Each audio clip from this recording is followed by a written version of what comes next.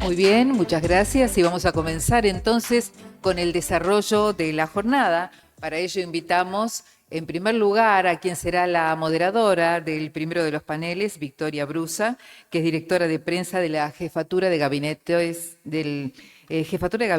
de Ministros del Gobierno Nacional. Así que adelante, Victoria Brusa. Y convocamos también a quienes formarán parte de este primer panel. Adelante para ubicarse en el estrado. Gracias.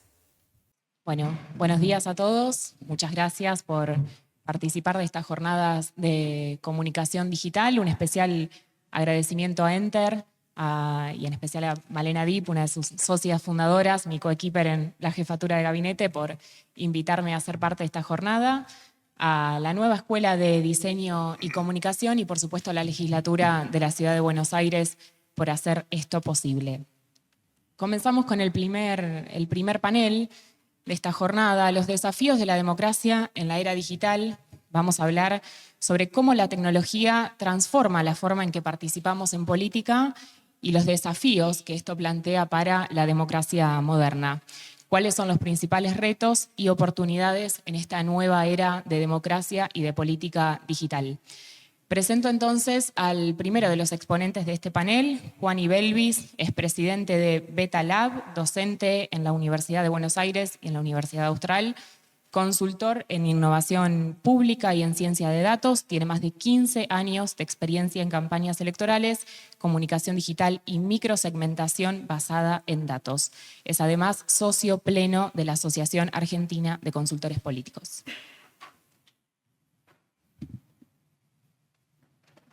Hola, hola. Buenos días. Gracias por la presentación, el espacio. Felicitaciones acá a los colegas de Enter y gracias a la legislatura también por habilitar estos espacios.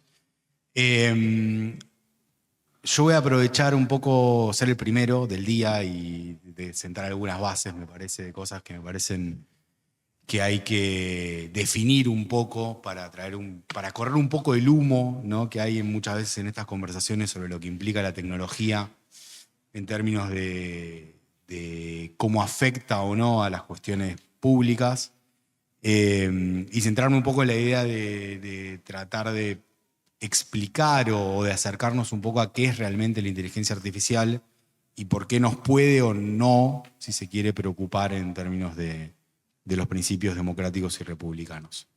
Lo primero es por qué hablamos de esto, digo, por qué estamos hablando, más allá de que es una moda, ¿no?, de que claramente estamos todos hablando de inteligencia artificial, por qué estamos todos hablando de inteligencia artificial, ¿no? Y me parece que lo primero es entender que pasamos de un mundo, esta foto la saqué acá en tribunales, acá, en unas cuadras no demasiadas de acá, de este mundo a este mundo, ¿no?, donde en los últimos 25 o 30 años la gran mayoría de los procesos y de las acciones y actividades que como humanidad, como sociedad, como personas llevamos adelante han pasado del papel a ser ceros y unos. Y eso, combinado con la nube, ¿no?, que es el disco duro de otro, básicamente, no es una nube, sino que es que le alquilamos el espacio de almacenamiento a Google, a Amazon, a Dropbox, a quien sea, habilita que todos esos datos, porque básicamente cada vez que nosotros hacemos una transacción, un proceso, una interacción en redes sociales, un posteo, subimos una foto, gestionamos un sistema de lo que sea, eso deja una estela de datos, ¿no? Y esos datos pueden ser procesados y cada vez son más usados, ¿no? Entonces, básicamente, la inteligencia artificial es una externalidad, es decir, es un derivado de la abundancia de datos. Es decir, lo primero es que vivimos en un mundo rodeados de datos. ¿Qué es la inteligencia artificial? Bueno, primero, no hay una inteligencia artificial. Acá los que son más de 40 ubicarán a HAL 2001, el del 2001 Odisea del Espacio, ¿no?, donde empiezan a aparecer en la ciencia ficción estas ideas de máquinas que nos responden cosas autómatas. Para más moderno sería HER, ¿no?, digo, ese tipo de construcciones de alguna forma ideales de estos sujetos. Lo primero que decir es que no hay una sola inteligencia artificial. Lo segundo es que no es inteligente, digo, sino que aprende, ¿no? Digo, en realidad están diseñados, no dejan de ser un proceso informático, ¿no? Una inteligencia artificial no es más que un proceso informático desarrollado probablemente por 4 gordos en un lugar, a oscuras, con muchos monsters dando vueltas, mientras juegan videojuegos. Y es eso, es un programa, es una aplicación, no es mucho más que eso. Y están diseñados en general con una tarea, para resolver una tarea. No cualquier tarea. Entonces, si tenemos una inteligencia artificial que está diseñada, como hablábamos hoy, para detectar emociones en caras, cuando uno está haciendo focus groups, esa misma inteligencia artificial no me sirve para hacer textos, o para hacer imágenes, o para hacer videos. Me sirve para resolver esa tarea específicamente. Lo segundo es que no es autómata, es decir, no tiene un comportamiento autónomo, no es Terminator. ¿No? Es un programa que está desarrollado para una finalidad específica y es artificial porque está creado por humanos, además. ¿No? Está diseñado por personas. No es creativa, y acá hay muchos filósofos o antropólogos que discuten esto, que la verdadera diferencia justamente entre los humanos y las creaciones de los humanos es que no son creativas. Reproducen, generan, pero no crean. La creación todavía es una característica inherentemente humana. ¿Y cómo funcionan? Bueno, un poco lo describíamos, pero en el fondo no deja de ser un proceso tecnológico donde yo parto de un conjunto de datos, los proceso a través de diferentes técnicas, machine learning, redes neuronales, GANs, que son redes adversariales, diferentes técnicas de clasificaciones supervisadas o no supervisadas, y llevo un producto, ¿no? Muchos de ustedes habrán usado DALL-E, por ejemplo. Ninguna de esas personas es una persona. Todas esas caras están creadas en función de datos, porque las fotografías son datos, al fin y al cabo, son una grilla de píxeles que uno puede interpretar de forma automática y así crear ese tipo de sujetos sintéticos, les solemos decir, en función de prompts, ¿no? Que son básicamente como yo le pido a esa inteligencia artificial o a ese programa informático que genere algo nuevo. Entonces le podemos pedir que genere una imagen de perfil de una persona que vive en el conurbano sur o en el conurbano norte, que tiene cierto nivel educativo, que tiene cierta edad.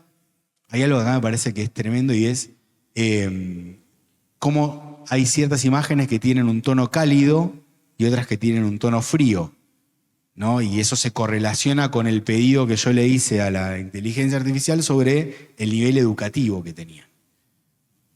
Eso es porque básicamente esto lo que hace también es reflejar los datos con los que nosotros alimentamos esos modelos. Si nosotros subimos fotos con ciertas características, esto va a reproducir esas características. Lo que un poco seguramente puso de moda esta conversación es la aparición de los LLMs de ChatGPT, seguramente sea el producto que mayoritariamente popularizó la idea del uso de las inteligencias artificiales. Ahí yo le preguntaba a ChatGPT qué es un LLM. Pero a mí lo que me parece importante es decir que eso es ni siquiera la punta del iceberg, es la puntita de la punta del iceberg. La potencialidad de todas estas tecnologías está en aquello que no está empaquetado dentro de una app, dentro de un teléfono. En realidad, nosotros que trabajamos eso hace varios años ya, desarrollamos modelos uno a uno que se utilizan uno a uno para un caso específico, y lo que a nosotros nos sirve en Santa Fe no nos sirve en Rosario. Es decir, para entrar en la profundidad del uso de este tipo de tecnologías, se requiere necesariamente programar y entender los detalles y las técnicas y las metodologías y los algoritmos y cómo esto se modifica para que cumpla esa tarea. Porque como decíamos, cada una de estas aplicaciones cumple con una tarea específica. Entonces, si nosotros usamos o queremos armar un modelo para analizar focus groups o hacer focus groups sintéticos o hacer encuestas o hacer modelos predictivos sobre para quién va a votar cada ciudadano, bueno, cada uno de ellos requiere una tecnología específica, datos distintos, y se aplica en un contexto distinto, y si lo quiero cambiar de contexto necesito rearmarlo de vuelta. ¿Hay riesgos potenciales? ¿No? Porque no parto de definir que sí los hay. Digo, ¿hay? Bueno, hay algunos probablemente, y acá voy a pasarle contra rápido porque ya no me queda mucho. El primero es sesgos.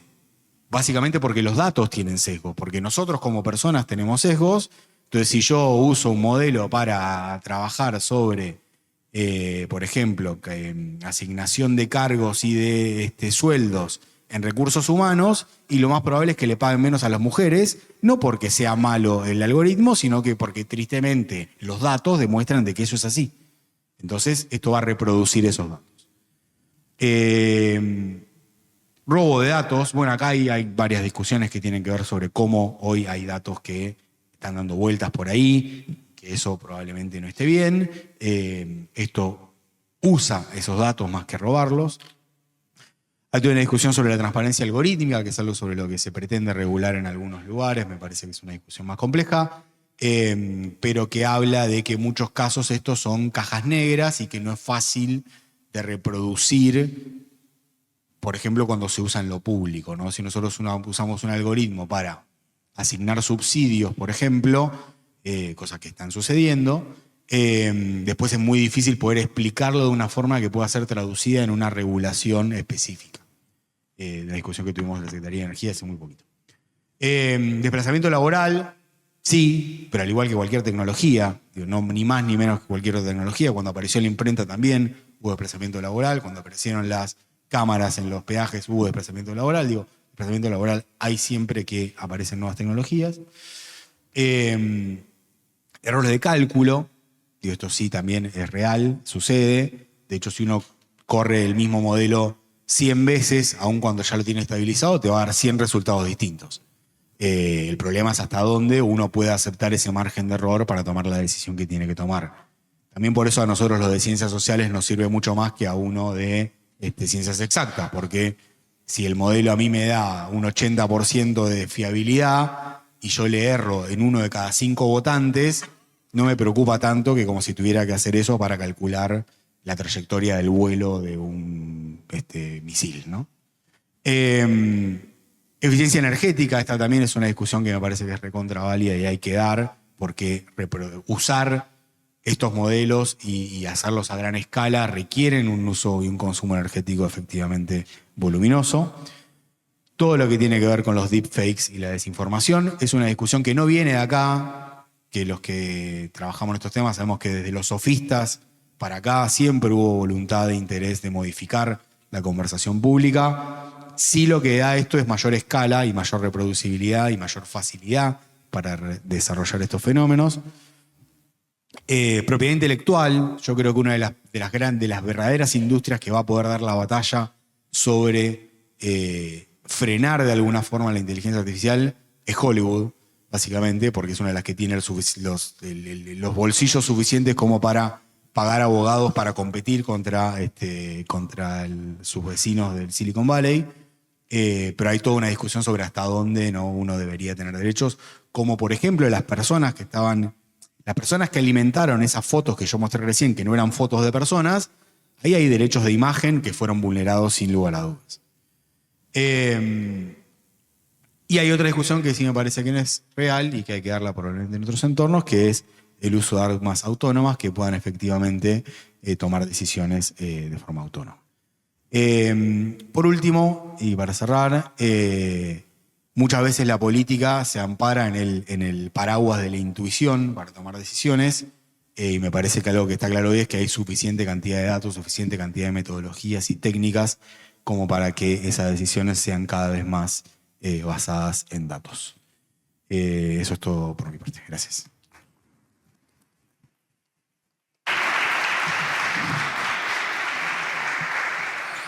Muchas gracias, Juani. Muy interesante me parece pensar cómo la inteligencia artificial, en estos puntos que mencionaste, a veces puede profundizar sesgos, ¿no? Y el desafío que eso nos representa a todos los que hacemos comunicación política para poder usarla sabiamente en vez de seguir reproduciendo errores que arrastramos por no utilizar bien estas herramientas. Presento entonces al segundo moderador de este panel. Federico Rey Lennon es doctor en Comunicación Pública y licenciado en Publicidad, director del doctorado en Comunicación en la Universidad Católica Argentina, vicepresidente de ASACOP, periodo 2023-2024, profesor titular de la Universidad Nacional de La Matanza y en la Universidad Católica Argentina, y docente de posgrado en universidades de España, Estados Unidos y América Latina. Es además consultor político y autor de 8 libros sobre comunicación. Bueno, muchas gracias. Antes que nada, desde ASACOP agradecemos muchísimo la presencia de todos ustedes en este evento y a la gente de Enter por habernos invitado. Voy a brevemente hacer 2 autorreferencias. La primera es que tengo una alergia tremenda porque yo odio la primavera, porque soy muy alérgico, así que estoy tratando de no entrar en crisis. La segunda, que es interesante, se me ocurría recién. Yo tengo 6 hijos y a los primeros 5 lo que hacíamos era mandarlos a estudiar inglés, ¿no? Porque decíamos, tienen que saber inglés, ¿no? El 6º empezó hace un mes un curso de Python, ¿no?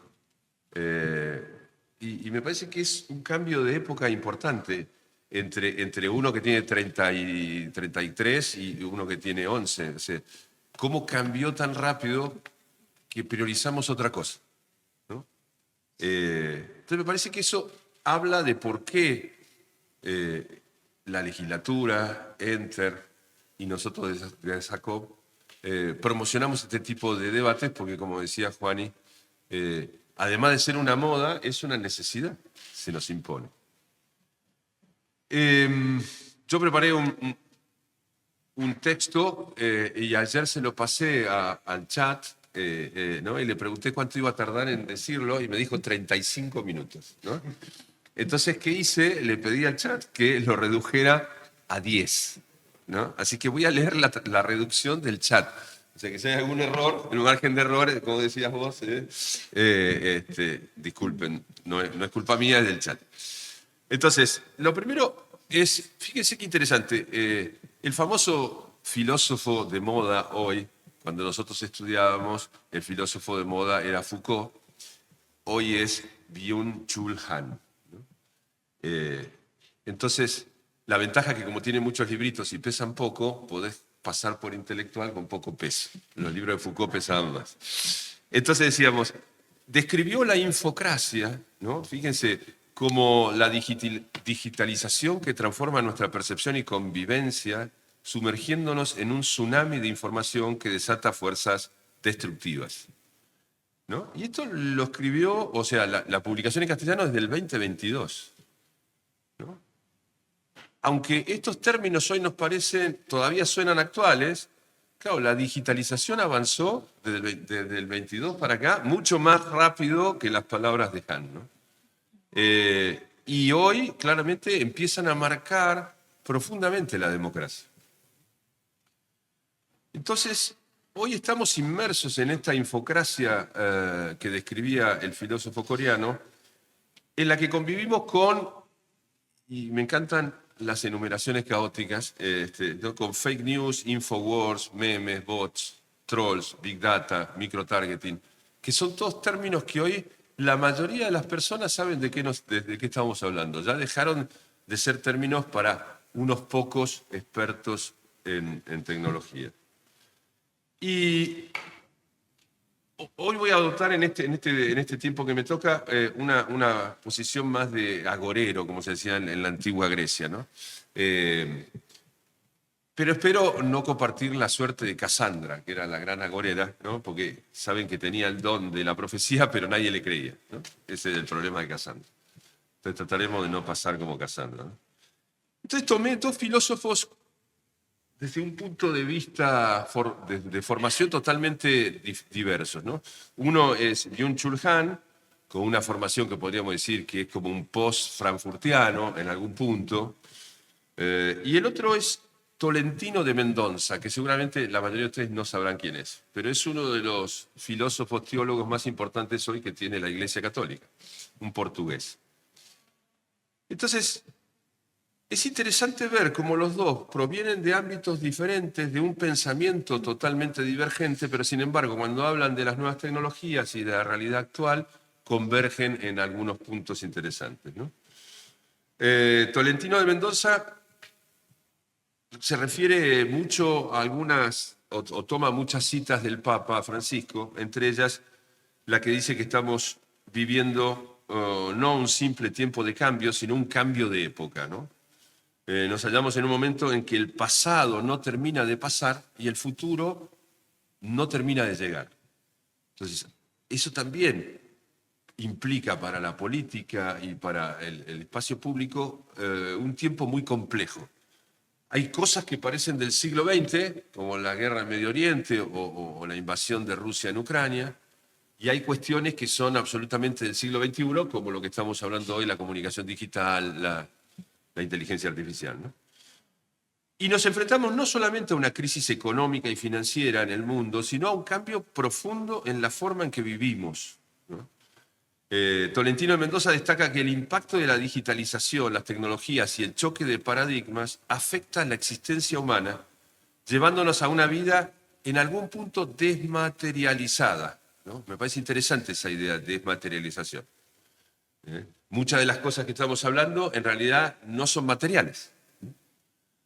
Fíjense, si hoy yo entraría en el cuarto de un chico de 20 años y yo entraría en mi cuarto de 20 años, ustedes podrían entender mucho de lo que a mí me gustaba y lo que yo hacía a los 20 años, pero en el cuarto de un chico hoy de 20 años por ahí no encontramos casi nada, porque la mayoría de sus objetos culturales no son materiales. Es interesante esta idea, ¿no? Pero además, porque es una época rápida, accesible en todo momento, gracias a la traducción numérica de la realidad, que me parece que ese es otro concepto importante. Hemos traducido la realidad a números, ¿no? Lo digital entonces supera las restricciones tradicionales de tiempo y espacio. Y eso es un cambio absoluto de nuestra manera de ser en el mundo. McLuhan, hace muchos años, un tipo que era un gran visionario, un canadiense, un hombre que venía de las letras, afirmaba que las tecnologías digitales son una extensión de nosotros mismos. Y uno podría decir entonces, la inteligencia artificial permite operar nuestra relación no solo con las cosas, sino también con nosotros mismos, ¿no? Y la digitalización implica un cambio de vida que al ser numérico también transforma la realidad en datos. Ahí aparece un concepto de Hahn que me parece interesante en psicopolítica, que es el concepto de dataísmo, ¿no? Es decir, la idea de que el dataísmo proclama la transparencia como un valor absoluto y convierte todo en datos e información. Esta ideología lleva también a un totalitarismo digital, ¿no? Una forma, es interesante porque él dice esta sería como la segunda ilustración, tomando un poco la idea de la ilustración europea del siglo XVI y XVII, ¿no? Es decir, una nueva ilustración, donde, bueno, esta forma de ilustración nos puede volver a una especie de esclavitud de los números. Chris Anderson refuerza esta idea cuando dice, olvida la taxonomía, la ontología y la psicología, lo que importa es que podemos seguir y medir lo que la gente hace con fidelidad sin precedentes. Los números hablan por sí mismos. Es un problema ese, porque entonces no hay más teorías, no hay más, nosotros nos quedamos sin trabajo desde la academia, porque lo que importa es lo que dicen los números, ¿no? Me parece interesante. Los datos que se registran en cada actividad llenan el vacío de sentido en una sociedad de incertidumbre, ¿no? Una frase de Hahn que me parece muy potente. Pero aparece Big Data, aparece Data Mining, como elementos esenciales para cualquier estrategia política hoy. Y la vida privada y la psique del votante se convierte en la materia prima de una psicopolítica impulsada por datos. Esto plantea un riesgo, ¿no? De que las campañas y la publicidad empiecen a explotar nuestros deseos inconscientes, ¿no? lo que podría dar paso a una especie de psicopolítica que explota y explora nuestra psique como una mercancía, despersonalizando al ser humano. A mí me parece que uno de los problemas, de los desafíos de la democracia es no perder de vista a la persona humana. Claramente, en este ojo del huracán, como dice Tolentino de Mendoza, debemos encontrar una forma de equilibrar el impacto digital en nuestras vidas, aunque no sepamos aún cómo. Y aquí me gusta mucho citar a un gran literato, T.S. Eliot, ¿no? Que él se preguntaba, ¿dónde está la sabiduría que perdimos en el conocimiento? ¿Dónde está el conocimiento que hemos perdido en la información? ¿No? Y este poema de Eliot resuena hoy, ¿no? Cuando el conocimiento queda, como decíamos hace un rato, atrapado en números, en la información. Entonces, estas sociedades que hoy se fragmentan, volviéndose más parecidas a un mosaico bizantino, ¿no? Antiguo, ¿no? Que tiene cierta distorsión de la imagen, mucho más que a una pintura al óleo unitaria, ¿no? Vivimos una crisis de confianza e identidad. Hay una crisis de confianza y hay una crisis de identidad. Una crisis que se agrava cuando los medios de comunicación, las redes sociales y la educación reflejan las asimetrías sociales sin un compromiso para cambiar la realidad. En lugar de acercar a las personas, se agrandan las brechas culturales y económicas, creando una selectividad humana que aleja a los ricos de los pobres y a las culturas entre sí, decía el Papa Francisco. No obstante, esta crisis también tiene un potencial generador. Si podemos plantearnos las preguntas correctas para responder a los problemas humanos actuales, podríamos transformar esta crisis en una oportunidad de cambio. Pero esto exige, entonces, superar las estructuras políticas que, más que innovadoras, muchas veces se protegen de la crítica y del escrutinio, operando con retraso respecto a los problemas actuales. La política corre el riesgo de volverse autocomplaciente, más enfocada en el pasado que en la innovación necesaria para el futuro. Entonces, en este mundo fragmentado, lleno de incertidumbre y dispersión, la misión del discurso político debería ser, entre otras cosas, ofrecer razones para la esperanza y transformar su enfoque en uno humanista. Como expresa, decíamos, Tolentino de Mendoza, el futuro exige una visión humana integrada, en la que el conocimiento, la educación y la cultura sean fundamentales para lograr un cambio real. Parece casi una utopía, ¿no? Pero es posible, ¿no? Debemos colocar nuevamente a la persona en el centro de la política y de la tecnología, promoviendo una antropología integral que priorice el desarrollo del potencial humano en lo cognitivo, creativo, espiritual y ético, y que contribuya así al bien común. Como lo indicó el Papa Francisco a los estudiantes en Cagliari, y con eso termino, el momento histórico que vivimos nos urge a buscar y encontrar caminos de esperanza. La globalización sin visión ni esperanza queda atrapada en intereses económicos que, alejados del bien común, generan tensiones sociales y conflictos. Es nuestro deber, entonces, aportar esta esperanza en el mundo globalizado de hoy. Muchas gracias.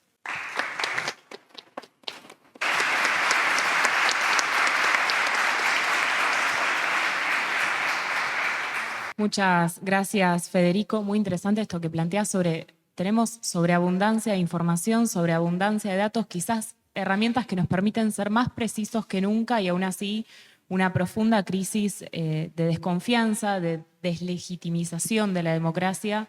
Sin duda, temas que seguirán surgiendo a lo largo de la jornada y sobre los que tenemos mucho para reflexionar.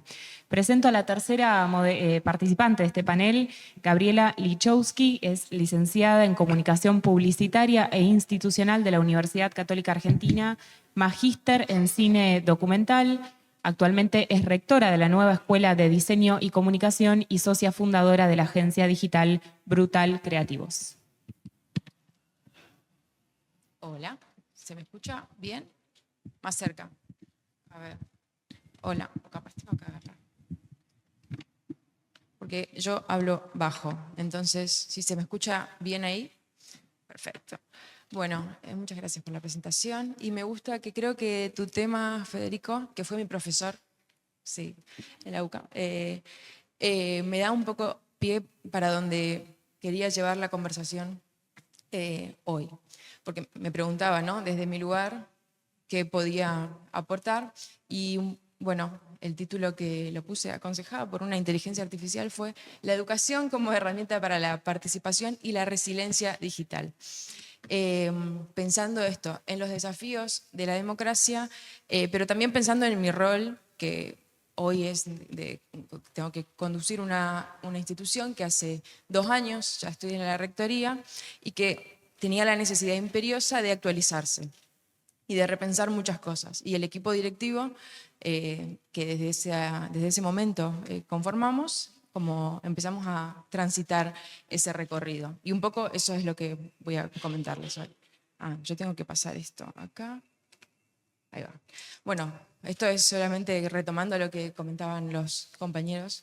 Después de la pandemia, ¿no? Vivimos un mundo que avanza a toda velocidad, ¿no? En educación en general se ve un poco más adelante, dice, bueno, el futuro, preparamos a nuestros estudiantes para el mundo que va a venir, para el mundo del trabajo. Y hoy lo que nosotros sentimos o creemos es que ya no hay como, bueno, vivimos en un futuro muy próximo, ¿no? Entonces decimos que preparamos a los estudiantes para el presente, ¿no? Ya el futuro, la verdad que los cambios, se decía que antes nuestros padres podían verlo en 50 años, ¿no? Nosotros lo vemos en un poco menos de años y probablemente los chicos que están estudiando hoy en la facultad los vivan mucho más rápido, ¿no? Los cambios suceden a pasos agigantados. Lo decía Federico recién, como en el 2022 ya se veían algunas cosas que venían a predecir lo que está pasando hoy. La educación, en la inteligencia artificial y la educación. Creo que este año todas las instituciones de las que formo parte, o soy docente o dirijo, tuvimos la necesidad, como la obligación de ponernos a estudiar y a repensar qué pasa con las inteligencias artificiales dentro del aula. Esto a muchos, yo doy clases de comunicación, nos puso en jaque. Bueno, ¿qué estamos enseñando? ¿Cómo evaluamos? Entonces, obviamente, nosotros, por ejemplo, desde Nueva Escuela, instamos a los docentes a que conozcan, que las usen, que se sienten con los estudiantes y encuentren el error, encuentren el estilo, ¿no?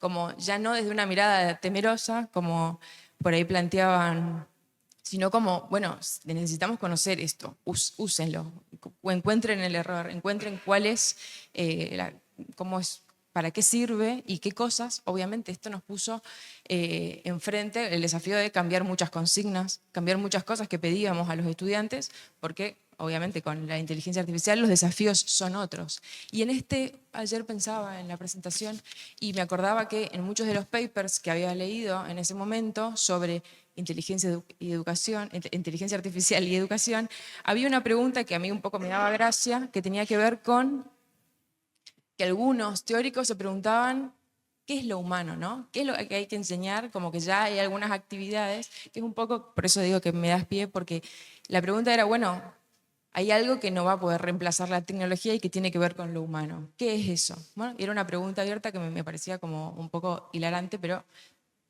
finalmente creo que lo que voy a comentar ahora tiene mucho que ver con eso. Bueno, hablamos, los compañeros también estaban comentando esto, ¿no? Vivimos en un mundo que tiene un acceso y una democratización de la información, ¿no? Y contaban la complejidad, ¿no? Hablaban de bots, de la segmentación, ¿no? Hay sesgos de confirmación, algoritmos. Bueno, ¿qué pasa cuando se comparten ciertas informaciones en las redes sociales? Por ahí sí, nosotros con gente de comunicación lo sabemos, es algo que lo estudiamos, pero el resto de los estudiantes de artes, como los que tenemos nosotros, conocen las implicancias, los jóvenes, ¿saben qué pasa? ¿Cómo tienen ese léxico a mano? Bueno, nosotros creemos que es importante la alfabetización digital, entender cómo funcionan. Así como nos metimos a entender el chat, GPT y todo el resto de las inteligencias, bueno, cómo funcionan las redes sociales, los algoritmos. Esto obviamente precisa de una regulación ética, hoy un poco más discutida por parte de algunas plataformas. Bueno, los comentaban un poco los compañeros. Y para esto también, para poder hacer un uso razonable y útil para cada usuario, valga la redundancia, lo importante es tener una habilidad crítica, saber leer, ¿no? ¿Qué pasa cuando hay algún tuit que está como muy arriba, ¿no? ¿Cómo funcionan las redes sociales? ¿Qué cosas se premian, qué no? ¿Qué veo yo y qué no veo? Porque hay muchas cosas que se nos van a escapar, cada uno ve lo que su algoritmo le brinda, ¿no? Y probablemente se nos escapen un montón de otras cosas que sí suceden y un montón de cosas que nuestro algoritmo no nos va a mostrar. En este mundo, les decía que los cambios suceden cada vez más rápido. Antes duraban 50 años, 20, se supone que algunas predicciones, que todo va a ir más rápido. Obviamente esto que precisa profesionales cada vez más especializados. ¿Y qué pasa cuando tenemos profesionales muy especializados? Bueno, por ahí están metidos muy en su tema.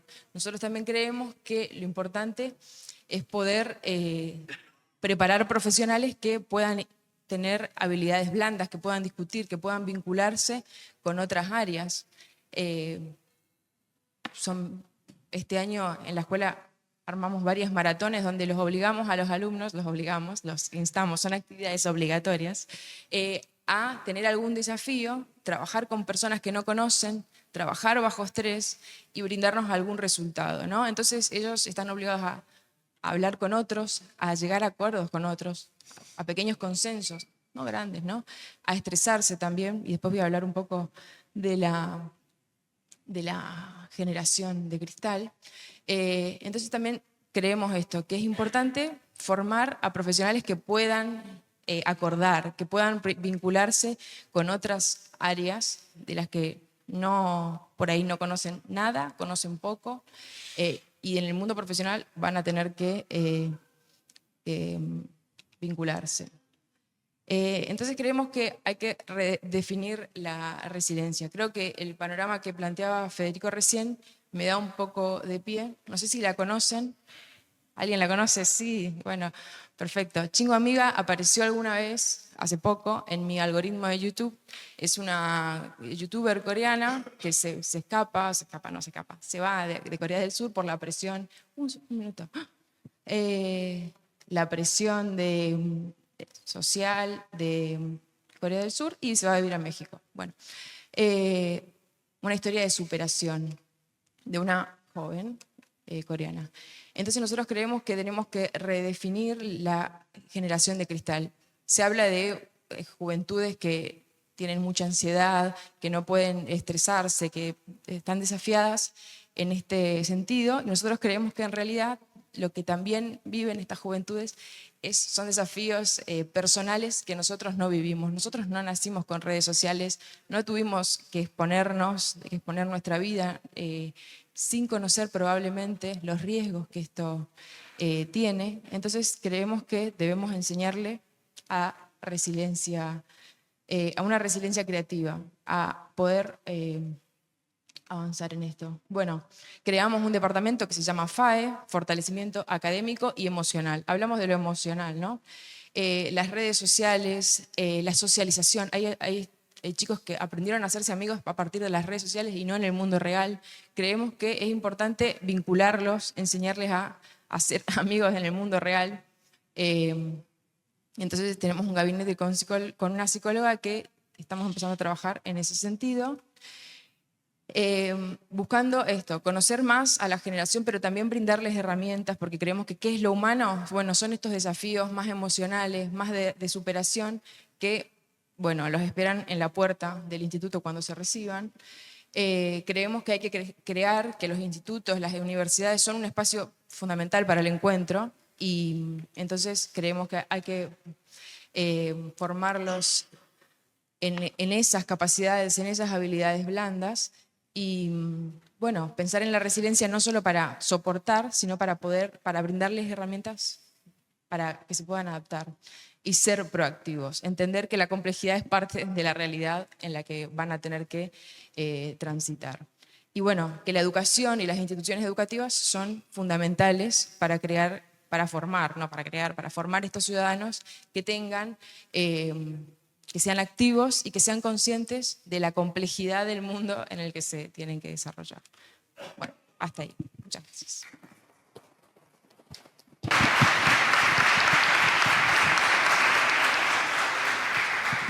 Muchas gracias, Gabriela. Una pregunta que creo se abre conectando un poco las tres exposiciones es cómo quienes trabajamos en comunicación política empezamos a pensar nuevos mensajes que le hablen a estas nuevas generaciones, ¿no? Que necesitan otras habilidades, que tienen otra forma de pensar, otra forma de procesar emociones. Sin duda un gran desafío profesional para todos los que estamos aquí presentes. Presento entonces a la última expositora de este panel, la legisladora Claudia Neira. Claudia es abogada, docente de Derecho Penal en la Facultad de Derecho de la Universidad de Buenos Aires, vicepresidenta del bloque Unión por la Patria, vicepresidenta de la Comisión de Presupuesto, Hacienda, Administración Financiera y Política Tributaria y también de la Comisión de Justicia. Muchas gracias. Bueno, yo había preparado una exposición, pero la voy a dejar de lado porque todo lo que fueron planteando me hizo reflexionar y tomando algunas de las cuestiones que había así pensado, quiero hacer un aporte desde una mirada política, ¿no? Que es el rol que me toca ocupar en esta mesa. En primer lugar, la primera reflexión tiene que ver con las nuevas tecnologías, las tecnologías en general como herramientas. Y pensar si en general cuando uno piensa una tecnología como una herramienta, piensa que no existe en esa herramienta cuando fue pensada un fin para su utilización. Y me parece que eso es relevante porque eso nos pone en un lugar de pensar sobre una segunda cuestión, que es la cuestión de la neutralidad de la tecnología. ¿Las tecnologías son neutrales?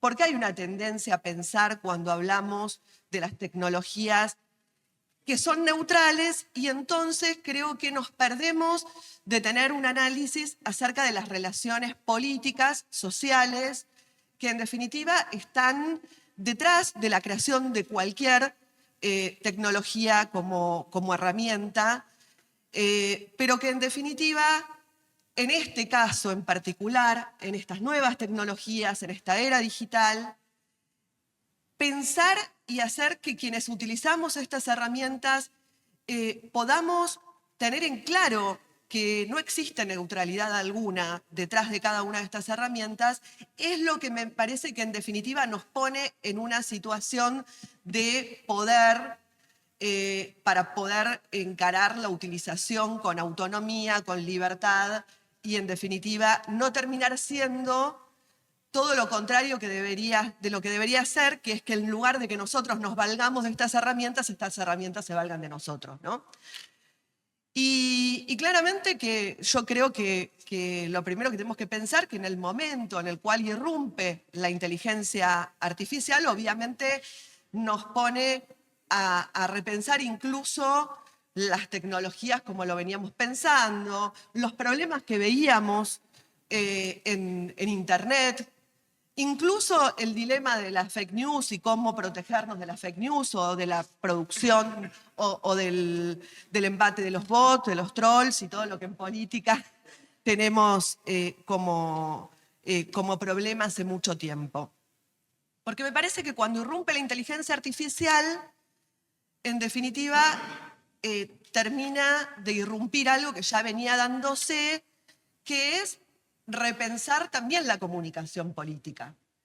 Y yo creo que ahí nosotros, los políticos, en definitiva, tenemos que tomar una definición, tenemos que tomar una decisión que es previa y que tiene que ver con qué mirada del mundo tenemos, qué proyecto político tenemos, qué mirada de la sociedad tenemos, qué mirada en definitiva tenemos de las personas y de lo que queremos construir para el futuro de nuestro país y nuestro aporte a la transformación de la realidad y del mundo. Yo me quedaba con lo que vos planteabas, con la idea de, bueno, ¿cómo hacemos para sostener una mirada que en mi caso yo comparto con el enfoque que vos planteabas, que tiene que ver con una mirada humanista, ¿no? Que creo que hoy es hoy más que nunca el desafío es pensar en reconstruir una perspectiva humanista, donde las personas estén en el centro.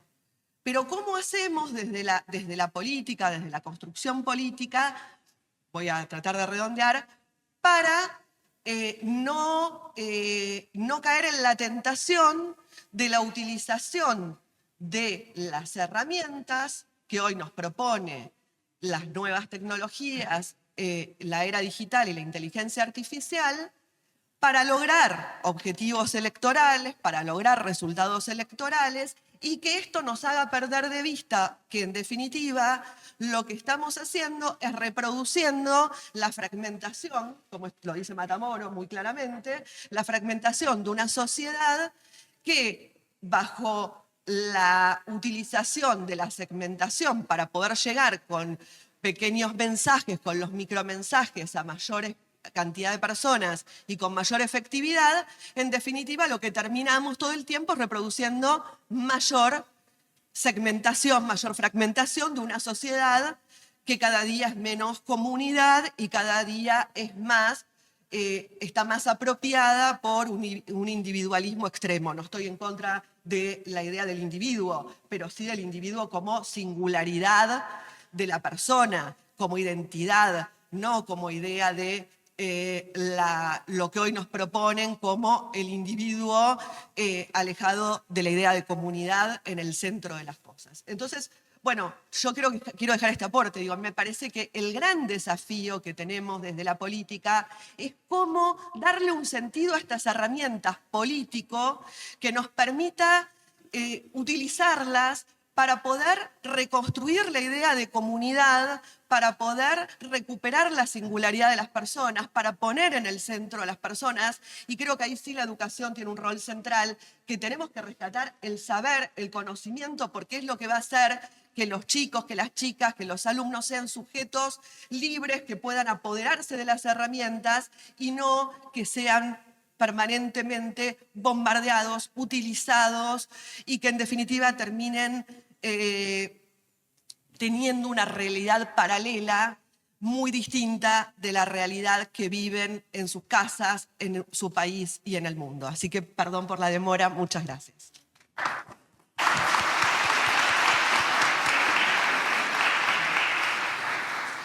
Muchas gracias, Claudia. Un pequeño aporte. Hemos visto, hemos reflexionado desde muchos puntos de vista, ¿no? Desde la academia, desde la política, desde quienes trabajamos en comunicación política, y simplemente para cerrar, el desafío que tenemos de utilizar bien estas herramientas para hacer un aporte a una construcción colectiva que, más que fragmentar a las sociedades, permita fortalecer las instituciones democráticas, ¿no? Y ahí también un rol importante en la política y en los tomadores de decisiones, ¿no? Discusiones que se están dando en todo el mundo sobre cómo el gobierno, cómo las instituciones de repente empiezan a intervenir, a establecer límites y a impulsar también la educación, por ejemplo, en alfabetización digital en colegios. Un montón de discusiones que se abren a partir de todo lo que hemos escuchado en este panel. Les agradezco mucho a todos los expositores. Y los invito, por supuesto, a los presentes a seguir escuchando los próximos paneles en esta jornada de comunicación digital. Muchas gracias.